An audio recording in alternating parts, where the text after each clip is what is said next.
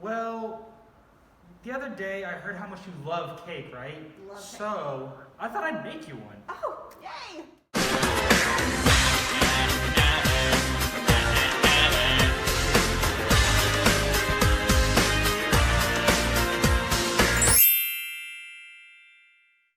That was so thoughtful.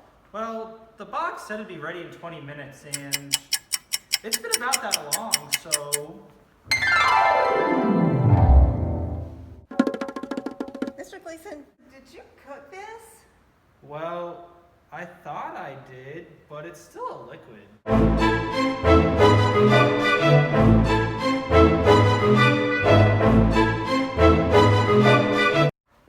I mixed all the ingredients together and I let it sit for 20 minutes.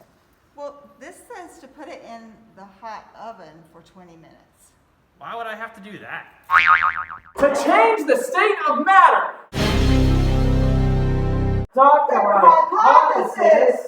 Looks like we're having a problem with the state of matter. You're right about that. This cake is a liquid, but it needs to be a solid. Miss Turner said I need to put it in the hot oven for about 20 minutes. Miss Turner is correct. You see, heat energy can be transferred and cause changes in the state of matter. When you first mix together ingredients to make a cake, they're a liquid.